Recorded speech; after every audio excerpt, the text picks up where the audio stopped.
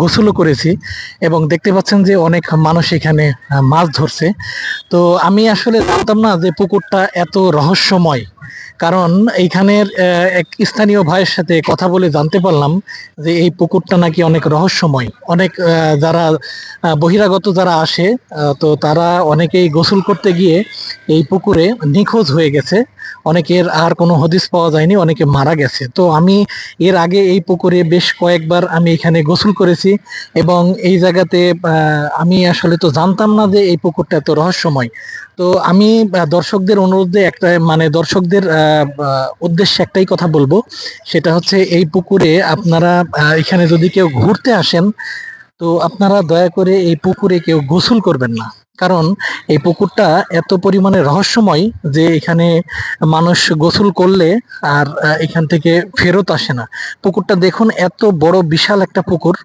তো পুকুরের মধ্যে অনেক মাছ রয়েছে, অনেকেই এই পুকুরে আপনার গোসল করছে কিন্তু খুব নিকটে। তো আমি বলবো যেটা যে সেটা হচ্ছে যে এই পুকুরে গোসল না করাই ভালো। কারণ এই পুকুরে গোসল করতে গিয়ে যদি আপনার জীবনটা চলে যায়, তাহলে তো আসলে এই বিষয়টা খুবই ভাবনীয়। তো আমি আপনাদেরকে একটা কথাই বলবো যে আপনারা এখানে সবাই ঘুরতে আসতে পারেন এবং এইখানে আপনারা আসলে অনেক ধরনের আম বাগান আছে, কত সুন্দর আম বাগান। পিছনে দেখতে পাচ্ছেন যে কত সুন্দর আম বাগান, এবং আম বাগানের মধ্যে অনেকেই খেলাধুলা করছে। এখানে একটা শ্মশান আছে। তো সব মিলাইয়ে জায়গাটা খুবই সুন্দর, খুবই সুন্দর, খুবই সুন্দর। এটা আসলে বলে বোঝাতে পারবো না। যদি কেউ আপনারা একবার এই জায়গাতে আসেন, তাহলে আর এই জায়গার মায়া আপনারা ছাড়তে পারবেন না। আমি জীবনে একবার এসে এখানে আমার বারবার আসতে মন চায় এবং এখানে ঘুরতে মন চায়।